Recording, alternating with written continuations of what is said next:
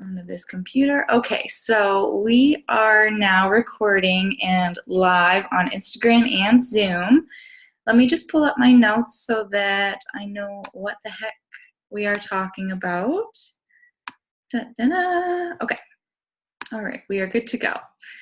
Okay, so if you are tuning in, first I just want to say welcome to the Idea to Entrepreneur Roadmap and congratulations, because if you are here, that means that you are either thinking that becoming a business, oh my gosh, becoming an entrepreneur is something that you want to do and starting your business is the way to do it, or that you've just started one and you want to know how to get that set up and ready to grow and doing everything right from the get-go.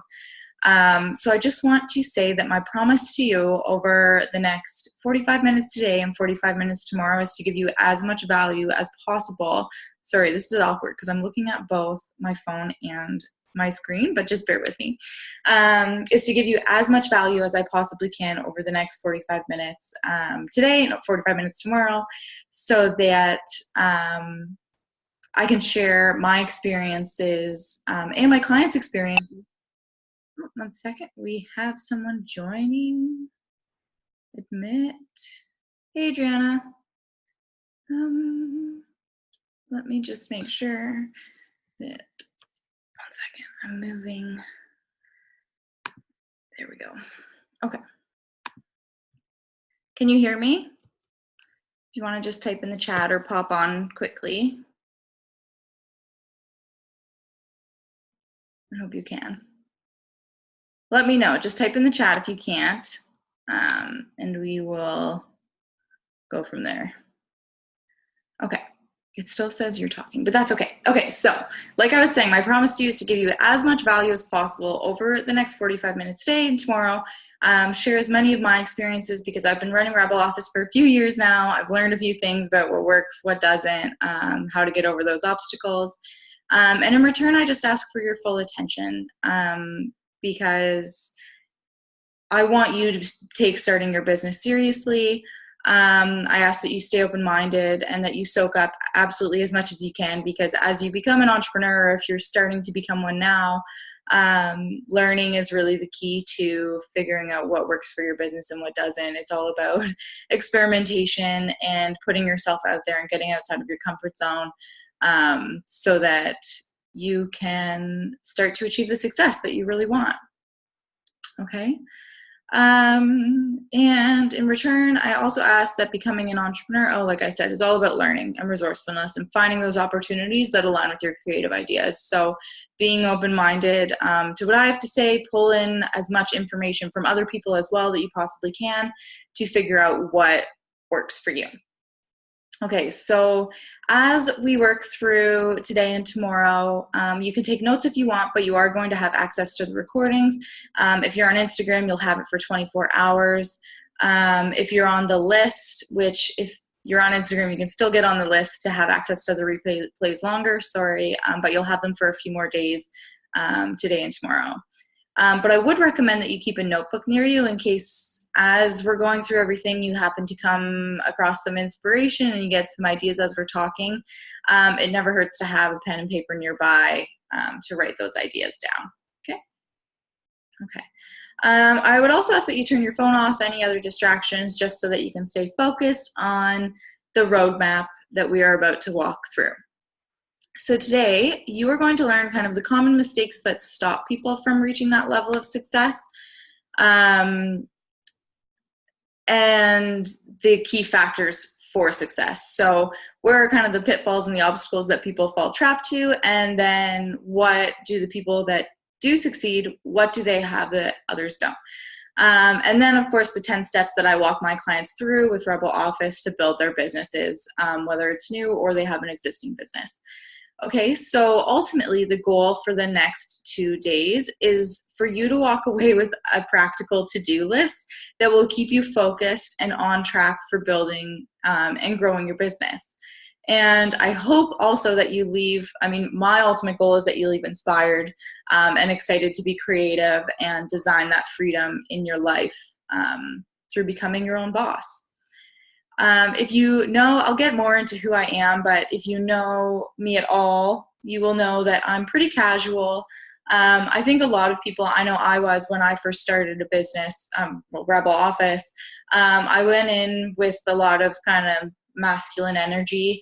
I felt like I had to play the part and be kind of that corporate, or take that corporate perspective.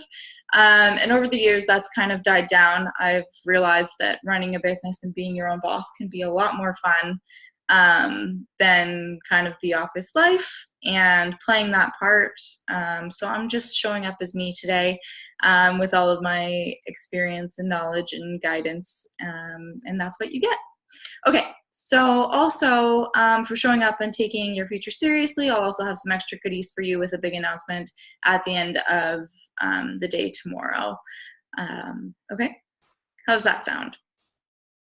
Okay. All right, so if you don't know me, if you're tuning into the replays, I'm Sarah Williams. I'm the owner of Rebel Office. I am dedicated to helping entrepreneurs live the lives of their dreams, build the businesses that they're proud of, and ultimately make the journey easier, because I know how hard the journey can be.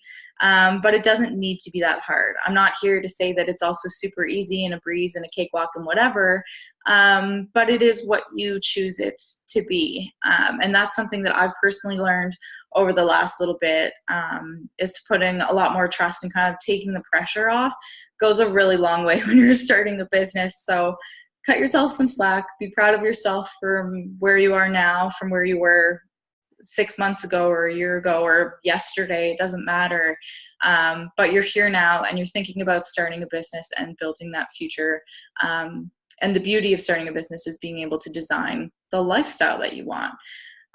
So like if you want to work 4-hour days, that's okay. If you want to do a lot of traveling for work, that's okay too. You can build your business around what you want it to be, which is the beautiful part about it and the fun part about it. So ultimately, because of Rebel Office, I was able to buy a cabin in the woods on a beautiful lake with my boyfriend. I work 4 days a week. Normally, I don't normally work Fridays. And I spend most of my spare time like kayaking and hiking and a lot of renovating our home, and hanging out with Trigger, who's over there passed out right now. So I can't feature him. He'll come over at some point while we're on. And I guess a little bit more about how Rebel Office started before we jump in, because there's a lot of lessons in itself in there. Rebel Office originally started as a graphic design business. I was working at a consulting firm in Ottawa right after university. I have a university degree in math and international business, but I was doing graphic design jobs on the side. I'd go up to people and be like, oh, your poster is really ugly. I can make it better. And it just kind of grew from there, and people knew that I did it, and it turns out I had a good eye for it. And I slowly picked stuff up, but I went to work for this consulting firm in Ottawa, doing marketing for them and their clients. And yeah, it turns out that I don't know if it's just me not being able to like have a boss, and that I personally prefer to make decisions than to follow them. But there were some ethical things that my boss asked me to do. He was very like gung-ho salesman.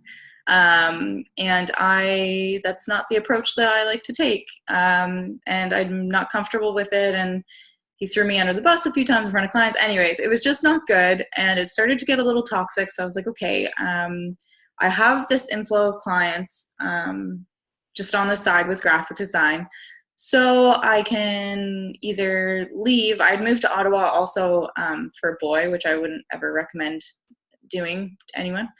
But that happened. I lasted there 6 months. I ended up leaving, saying that it wasn't right for me.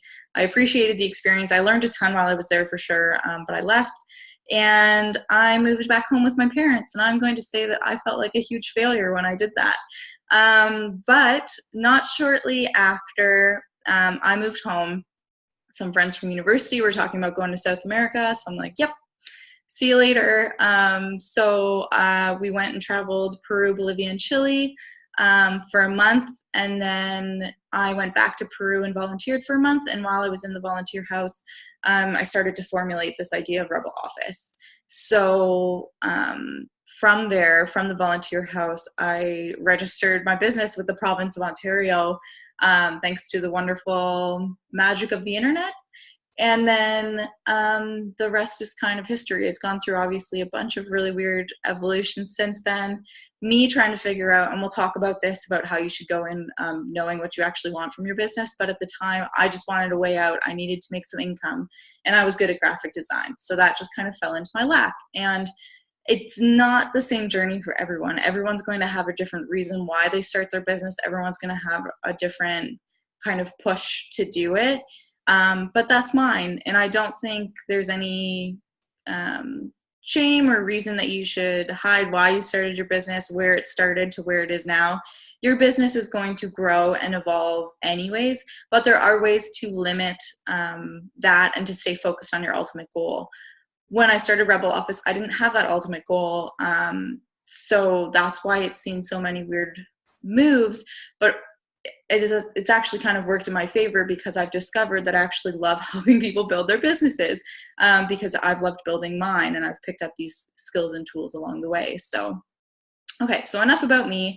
That is pretty much how she goes, and what got me here today. So a great way to, now that we've kind of talked about how Rebel Office started, is to oh my goodness, a great way for us to transition to talk. This is, okay, gonna take a break, have a tea.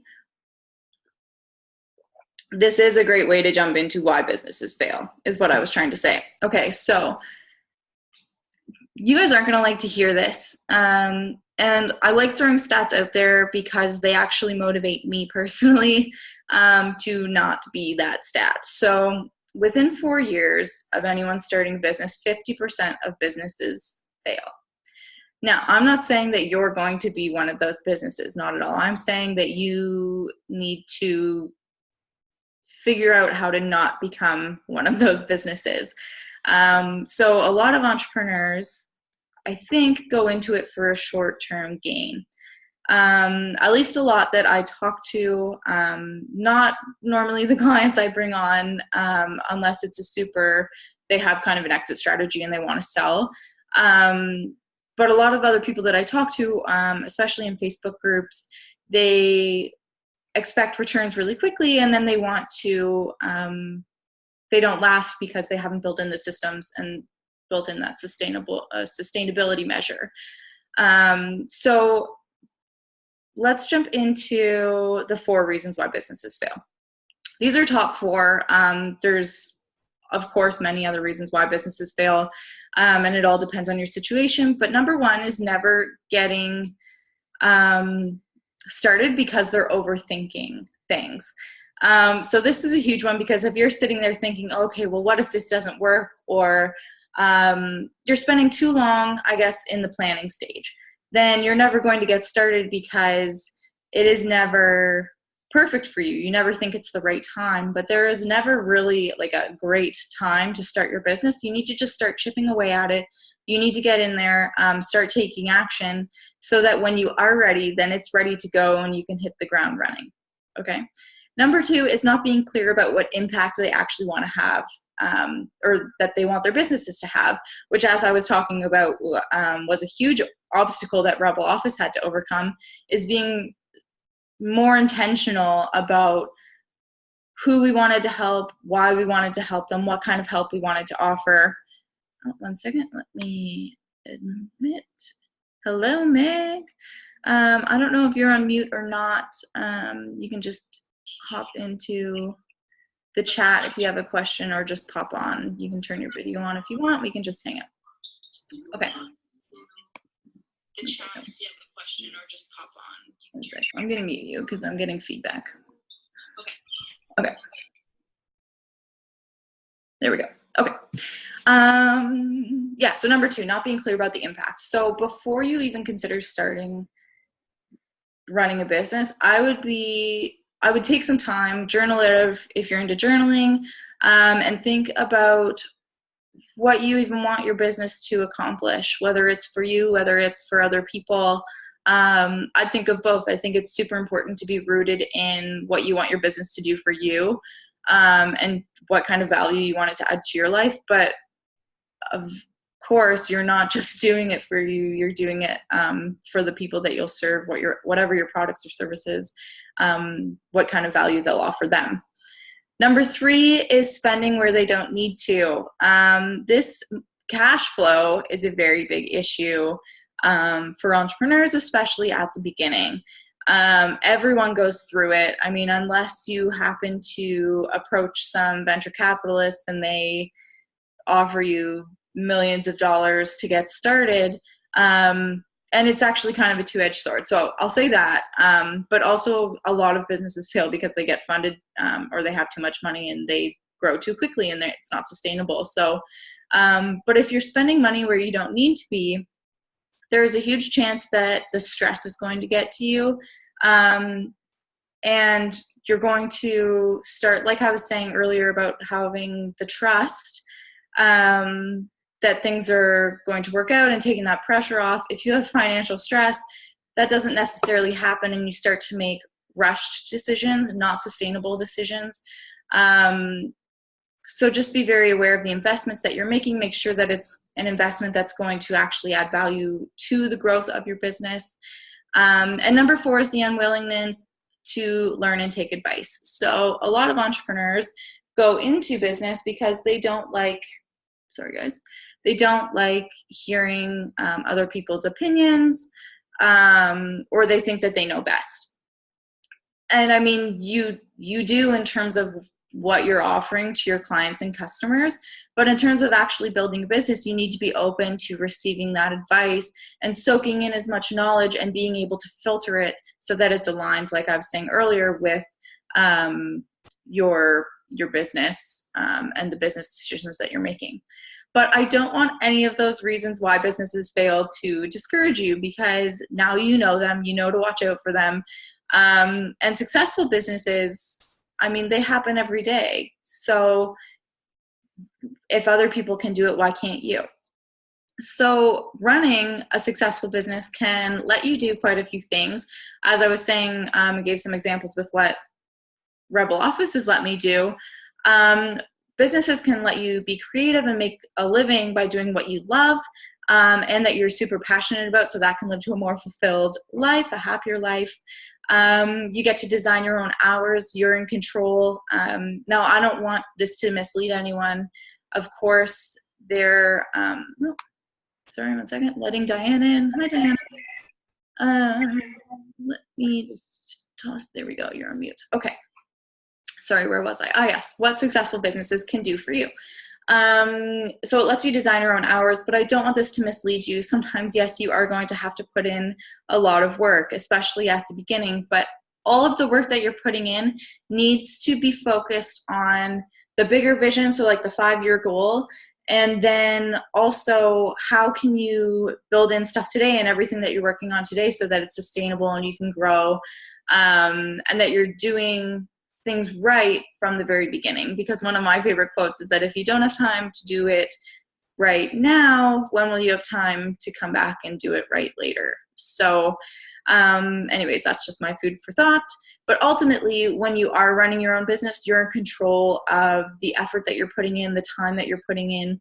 You can start to work smarter, not harder, and figure out those systems that sometimes a 9-to-5 doesn't necessarily give you. It will also it will give you financial freedom. So like I was saying earlier with income plateaus, if you're working in a corporate job, there's only so many levels that you can work to. But in the online space, I mean, your income is really indefinite. Scalability is huge. You have the opportunities for passive income. You have the opportunities to take on as many clients as you want, to charge as much as you want. So there really are significantly more opportunities in terms of income. The perks are unlimited. I mean, I showed up in jeans today, but normally I'd be in pajamas. Don't tell anyone. Okay, so how do you get that? You need to be strategic. You need to take intentional action. And you're probably thinking, well, I don't know what strategies to even use yet. I'm thinking about starting a business. Like, how do I know? But we're going to get to that. You need to have the passion, which you bring. I can't give that to you. And you need to have the fearlessness to step out of your comfort zone. Okay, sorry, let me just check for comments. Okay, we're good. This is a huge one because yes, there's a lot that you can do from sitting behind your computer screen and building your business, but a lot of the actual growth and opportunities comes from you stepping outside of your comfort zone. And this is really hard for a lot of entrepreneurs because people going into it, they have this fear of being judged.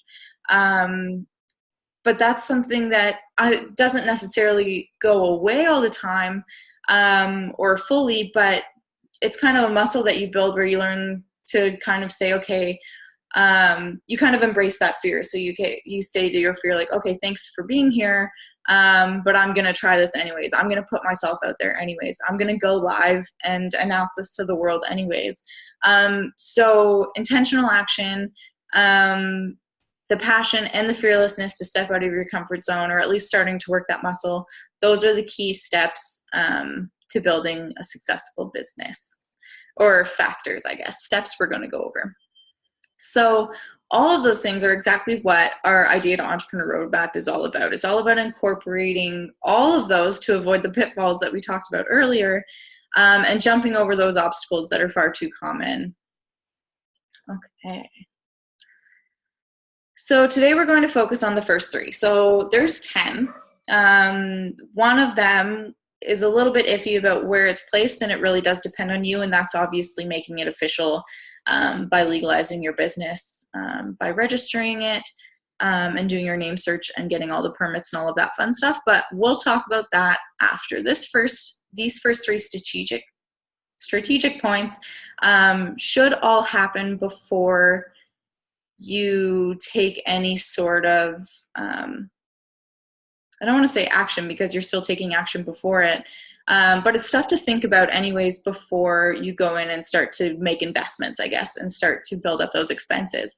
But that said, if you have already, like, you're very sure about what you want your business to be, the name of it anyways, and you go and register your business, that's totally fine too. But these three strategic steps help you to kind of define what that is in your brain, if you're unsure about what you want the name to be and all of that stuff.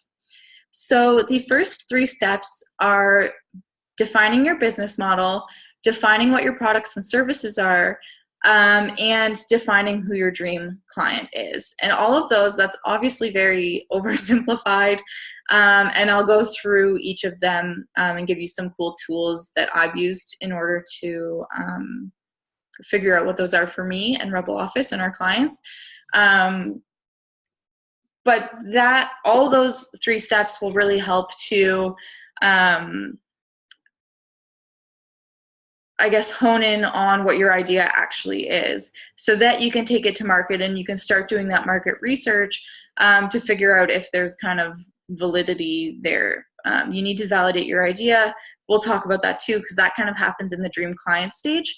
But it's super important. Anyways, let's focus on the first one, your business model. So this is where you kind of do a giant brainstorm, a big brain dump to get all of your ideas down on paper.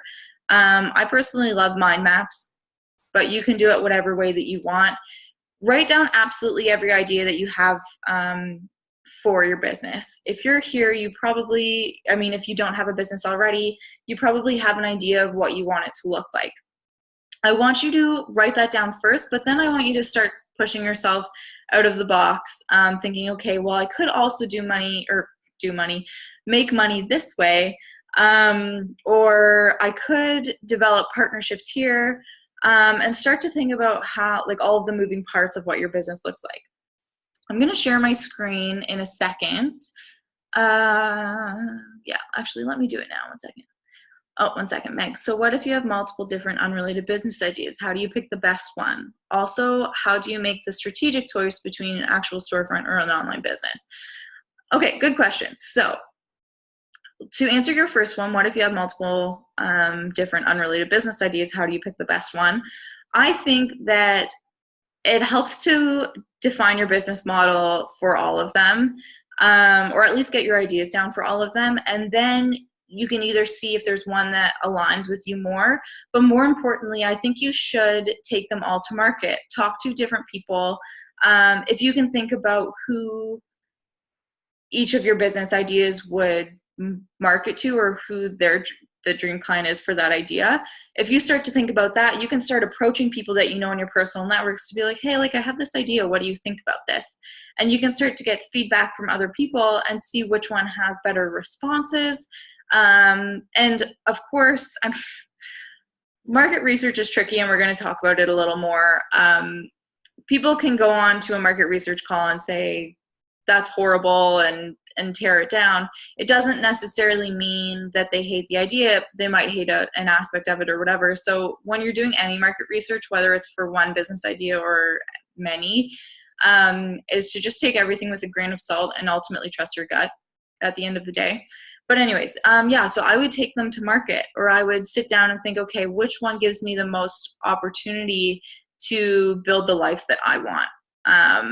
So you really do have control. It's very easy to get excited about a bunch of different ideas. Have them all out in front of you and be like, this one makes the most sense for me, for my family.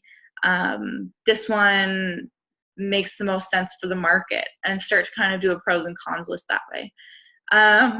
Your second question, how do you make the strategic choice between an actual storefront or an online business?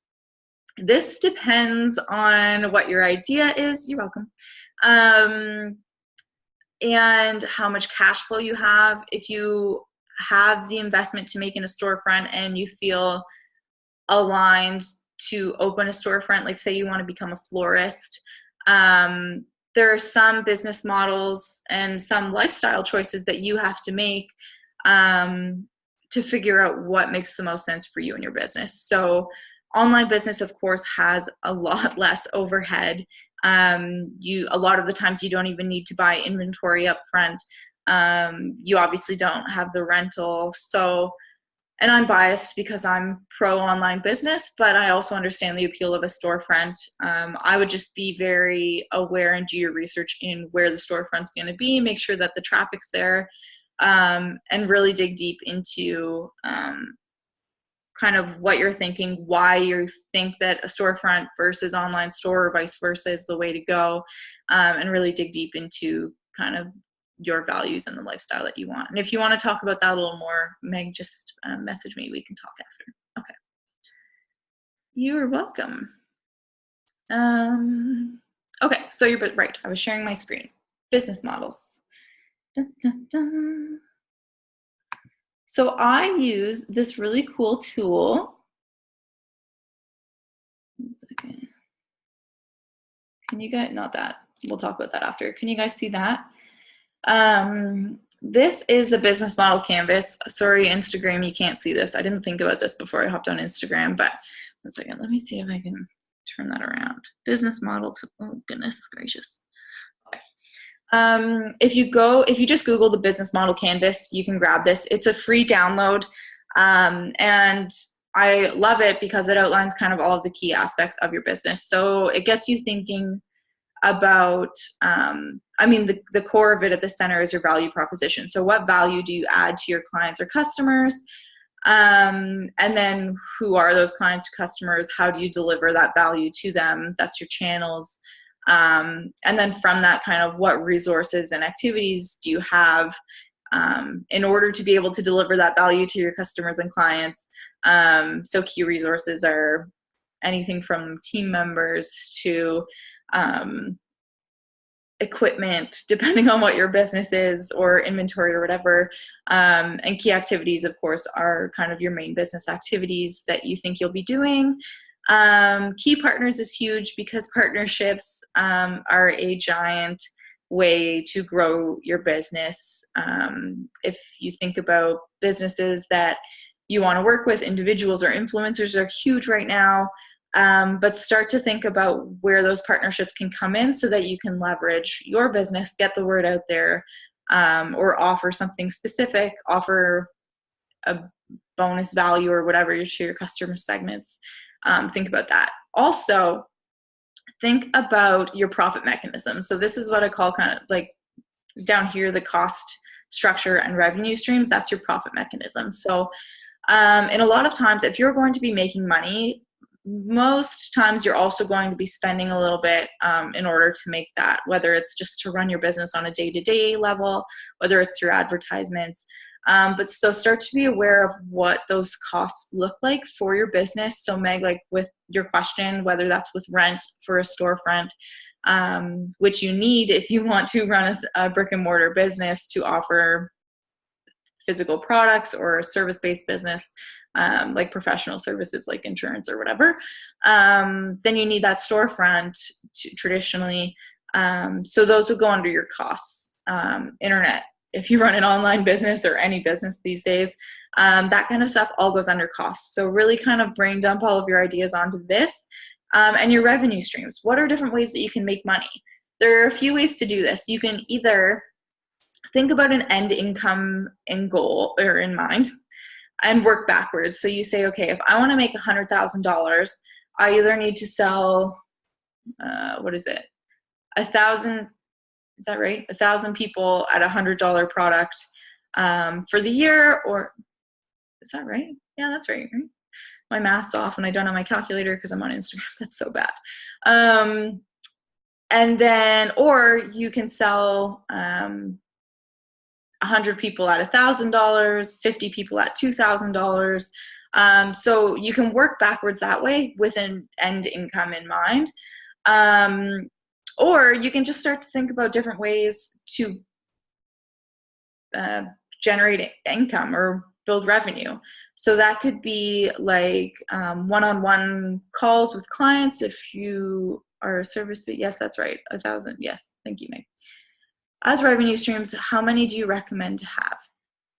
Okay, so this is pretty much what I'm talking about. There are so many different ways that you can build income or generate income in your business. You can have more one-on-one touch base, and it really does depend on, again, the lifestyle that you want. If you want a lot more freedom in your lifestyle to be able to travel and work less hours and whatever, then you're going to want to lean more towards the passive income structure, whether that's online courses or subscription basis, which Diana, you and I are kind of on board with right now. But in terms of revenue streams and how many you should actually have, it depends, but I would say that being very specific and intentional about what they are is very important, because it's very easy to, I guess, muddle the message for your audience. So if you have too many offers going on, if you have too many ways of bringing income that you're always promoting, it's a lot for your audience. So the more specific, the better, which we'll talk about next in terms of offers. And then I forget what I was saying when I read Meg's question. Okay, Meg's question is, have any idea about how to cultivate multiple revenue sources for an online retail store? Okay, we'll get back to that. So how many revenue streams? But it also doesn't hurt. Like, you can have 5 different online courses that you're funneling into your business through kind of automated lead sources. So like sales funnels, email sales funnels through like downloads and stuff like that, which if you're here, I'm sure you've probably experienced already. So yeah, I would recommend keeping it simple for your sake and for your audiences, yourself especially. The more focused you are on promoting 1 to 2 to 3 things, and I would recommend diversifying all of those. It's okay to have more hands-on approach if that's what you want, as well as some passive income or scalable income sources as well. It never hurts to diversify that way, but I wouldn't go too crazy, because from a management perspective, it can get out of hand pretty quickly. Okay, so have any ideas about how to cultivate multiple revenue sources for an online retail store? Yeah, absolutely. So subscription boxes are a good way to do that, as well as income, like individual items, gift cards. You can still host events as an online retail store. You can host events that are relevant to your brand. I don't know, anyone else have any ideas? You're welcome to pitch in. Diana says, yeah, I thought that to keep it simple. I think that maybe if we offer too many things to our clients, this could also become confusing. Thanks for answering. 100%. I 100% agree with that. So yeah, I would focus on, that's great. Never thought about retail stores hosting events, even online. Yeah, for sure. I mean, you can do an event like this or have,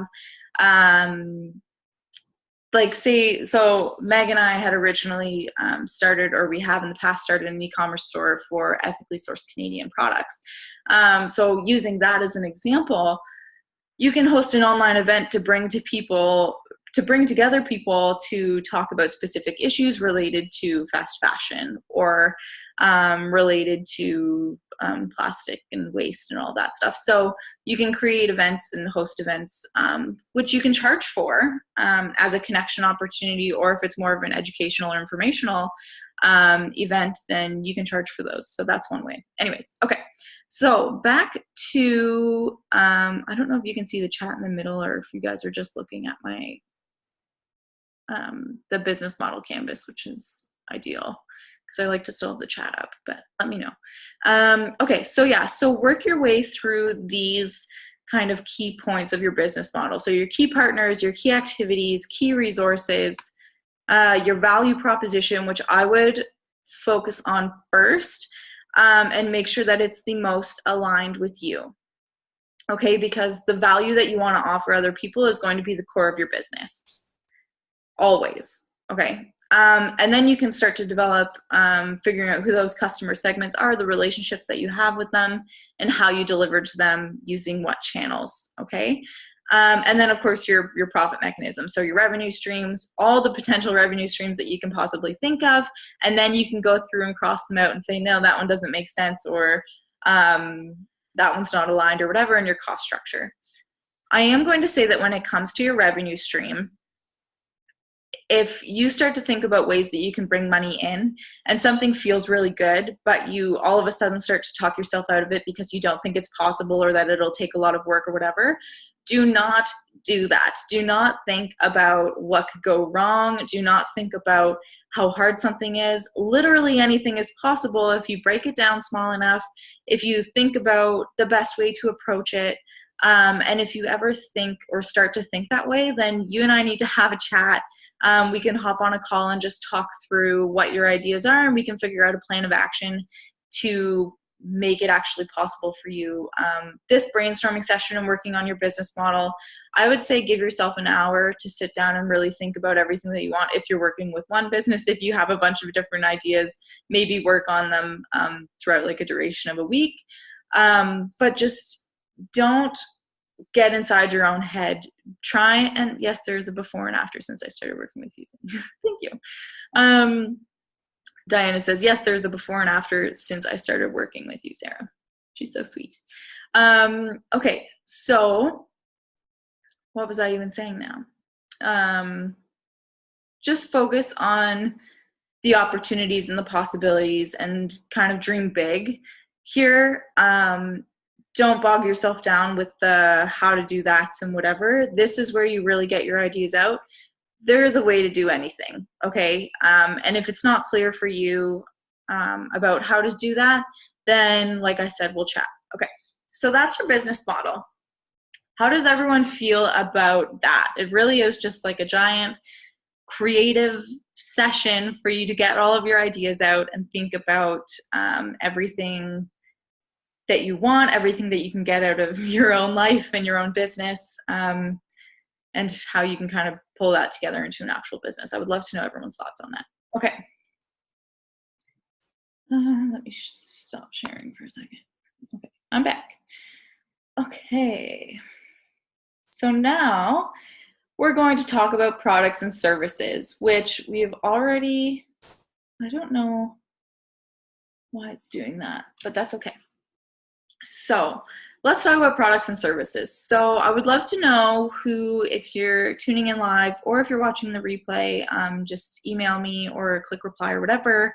But I would love to know if you're more product-based or service-based, because there are a lot of different ways to approach these things. And like I say, it does depend on kind of what you want out of your business, obviously. If you're going to do more one-on-one stuff, you need to be more involved. And of course, there's ways to automate and streamline, but you do have to show up and have that energy. And it needs to be something that you really do love doing. But there is also, if that's not the way that you want to do, but you still like to educate or you still like to share your experiences or whatever, there are tons of different ways that you can do that through online courses or regular trainings or whatever. That can be another way, and that's still a service offering. Or if you're a social media manager, that's still a lot of hands-on. And with products, it's a bit different because you need to manage inventory and you need to think about that aspect of it as well. Or drop shipping. Drop shipping is an option. If you don't know what that is, let me know, but we can chat about it as well on a one-on-one call after. But yeah, I would really think when it comes down to step number 2 and you're actually starting to define what your offers look like, whether it's products or services, what the deliverables are, so what they physically get or tangibly or actually get from the product or service, but then also what the expectations are that comes with it. So how will this product or service impact their lives? What value does it bring to their lives? Get really clear on that too, because that'll come in super handy when you're marketing it later. And it will come in handy when you're starting to build in being able to actually deliver on your products and services, always keeping in mind what the expectation is so that you can make sure that you meet and exceed it.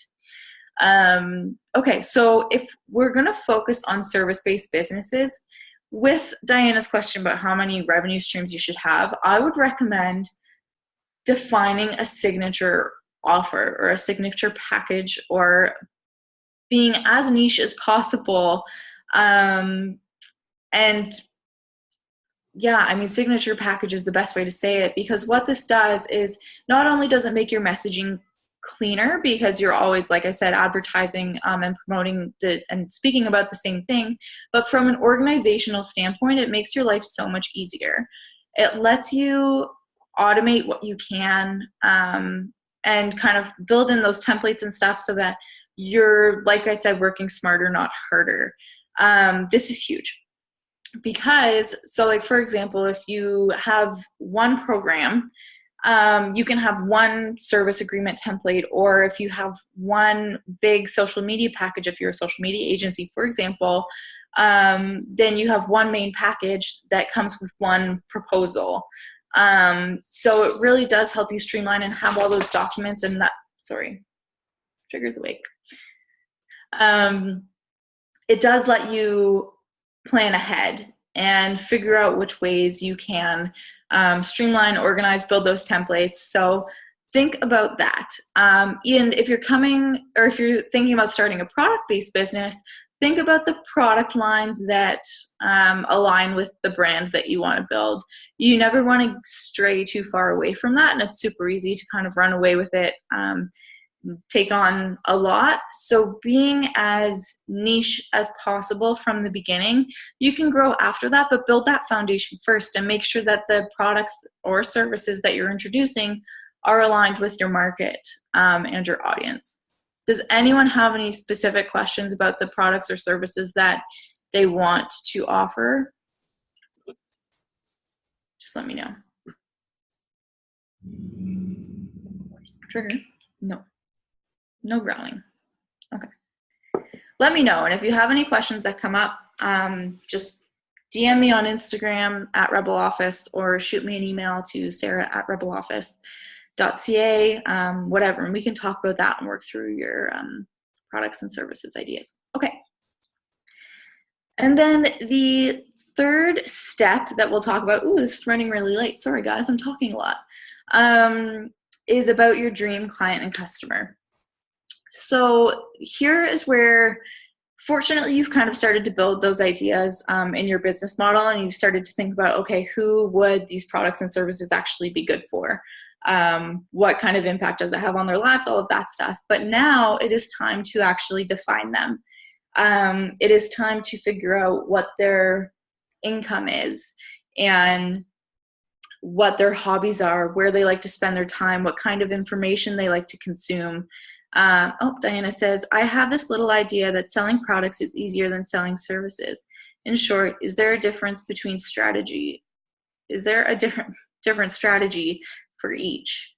I do think that there is a different strategy, but I think a lot of it ultimately, no matter what business you're running, it comes down to visibility. How we were originally talking about getting under your comfort zone, it just comes down to people knowing that your product is there and having the education around it. So make sure that people understand what the value is of what you're offering them, and that they know that your product or service even exists in the first place. I think that's kind of the foundation. And then when you start to figure out what you're actually, what am I even saying? When it comes down to how to actually sell your physical product, yeah, there are some different methods to that. With service-based businesses, it's pretty common right now for like an email sales funnel, or you have like a training like this, or a guide, like a free download or something that funnels them through adding value. With products, it's a little different because a lot of people know what the tangible effect is going to be on their lives. They know that they need a new shirt or want a new shirt, and they like it because of the style and the brand or the vibe that it brings to their life, or how they present themselves or whatever. So with products, it's a little bit different than service-based businesses, but both require you to educate your audience on how it will help change their lives, and that'll make the sell easier for either option. Okay, I hope that answers your question. Let me know if you have something specific, like a specific strategy in mind. We can talk about that. Making them feel they need it. Yes, 100%.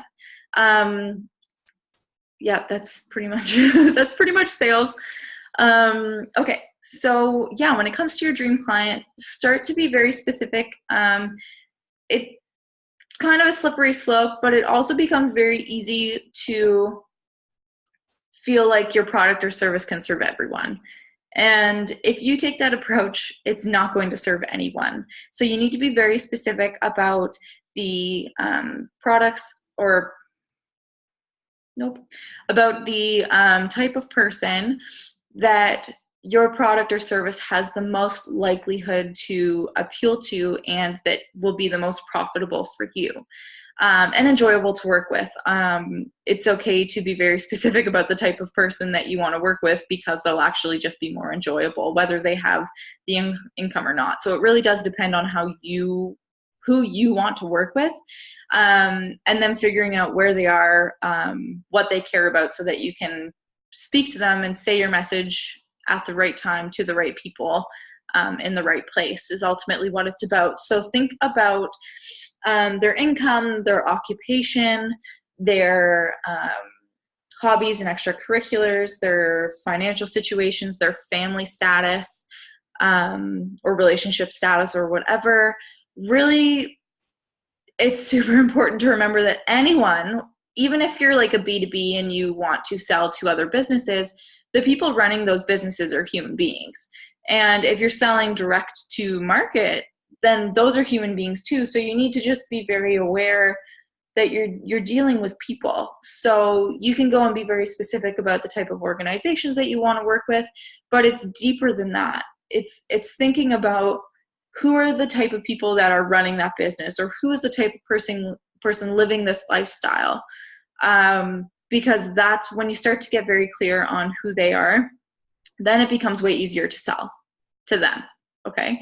It also becomes way easier for you to formulate what your services. So it becomes easier to formulate what your services and products are going to be to them once you have that clear. So I would recommend starting with your business model, working through that, getting all your ideas out, kind of a 30,000 foot view of what you want your business to be, fine tune it, go back and figure out what makes sense for your lifestyle and what you want out of your business, and what makes sense from a profitability standpoint. And then start to think about, okay, what are the deliverables of the products and services that I want to offer? What products and services make most sense for the business that I want to have?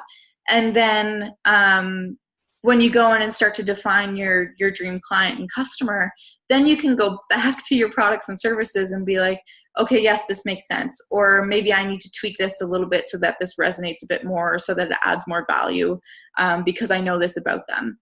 And at this point, when you're starting to build your dream client and customer, this is when I would recommend you start to do your market research. I would recommend you hopping into a Facebook group where you know that these potential people are, and you do a post that says, or reach out to your personal networks and you do a post that says, look, I'm not selling anything here. I'm thinking of starting a business and I'd love to hop on the phone with you guys to chat. I'm looking for people who, and then give those qualifications, because you don't want to hop on the phone with people that you aren't necessarily going to be your dream clients and customers. So you want to find people that have those similar characteristics so that you're getting the most accurate information. And fortunately, a lot of those market research calls turn into future buyers anyways. So it really is kind of a pre-sell, but you're not selling. And make sure that you're not selling on the call, you're just gathering information. But if it's something that they're interested in, they're going to follow up with you, and you're welcome to offer to them, sorry, do you want to be put on the wait list for this, or whatever you want to do. Okay, so those are the first 3 steps. And as I talked about at the beginning, you can start to think about, okay, now I have a really solid idea of what I want my business to look like. I know what I want the name to be. I know what it's all about. Let me go and register my business. Also, I would recommend, when you're going to register your business, that you also buy the domain name. So if you go to like GoDaddy.com, for example, and you try and lock in the URL that you want, claiming that, just peace of mind, knowing that you've got it, you can start building from there. But that's just a little tidbit recommendation. Or you can hold off on registering your business if you aren't sure what you want your name to be. Then you can also hold off until the 4th step, which we'll talk about tomorrow, but I'll tell you what it is now just because we're talking about it, is when you're building up your brand and you're figuring out what your values are. And because a lot of the times that's when the name comes out, is when you're thinking about the values that you have or that you want as an organization or a business, and the value that you want to offer other people. Okay? So those are the first 3 steps. How does everyone feel about them? It's a lot of strategy work. It's a lot of digging deep into who you want to be as an entrepreneur, what you want your business to be, what kind of value you want it to add to your life. And it's huge. I mean, a lot of people start businesses to make money. You need to be fulfilled in the process. You need to actually enjoy running your business. Otherwise, you're not going to be able to make the amount of income and impact that you want to have. Okay? Does that make sense for everyone? Tomorrow we're going to start getting a lot more tactical, starting with the branding. That's when kind of your strategy turns into more of a visual, tangible thing. And we're going to be a lot more focused on the specifications that need to happen in order to actually get your business up and operational. Yes, thank you for sharing all this info. No problem, everyone. It makes sense, all you said. I know. I'm a little frazzled right now. I'm super thirsty, and I probably rambled a lot, but I'm glad that you guys hung with me. So tomorrow we're going to focus a lot more on how to actually get operational, get your ideas out there. Yeah, I think I've spent so much time thinking about how to get things started and not enough about what the end goals are. 100%. And once you start to think about what those end goals are, that's really the way to stay motivated and to remind yourself that, okay, if you are spending too much time planning, and okay, I'm not saying planning is a bad thing, but anyways, if you are spending too much time focusing on little things, it's always really good to realign with what the end goal is, because it's going to say, okay, this is good enough. Or, okay, I need to make a decision now. So it's kind of that accountability that gets built in when you have those end goals and that end vision and that lifestyle that you want to have, that future that you want to have for yourself and your family and your business, when you have that in mind. So yeah, that stuff's super important, and it will also help you build a sustainable business because you know what you're working towards. Okay? Cool. I just have one. Oh, and yeah, if you know that you're ready to start taking your idea seriously now, and you want those tools. Oh, Meg says, yeah, I think I've spent so much time thinking. Oh, wait, I read that already. Your future holding you accountable to your present. Love that. Trademark that. Thanks, I will. I like that too. I just came up with that on the spot. But yeah, so if you're ready now and you want to hop on the phone now and talk through your ideas, just let me know. And we can set up a time. Like I said, DM me at Rebel Office or send me an email to sarah@rebeloffice.ca, and we can go from there and figure out an action plan to get your ideas up and running. But other than that, I will see you guys tomorrow. Sorry, I went 15 minutes over. I was trying to make it quick and tidy for you guys. But tomorrow we'll go through steps 4 to 10 with tools and tips and tidbits and everything that I can offer for advice for you guys on those. So, and if you have any questions, just let me know. Cool. Enjoy your Tuesdays, guys. Thanks. You're welcome. Thanks, guys.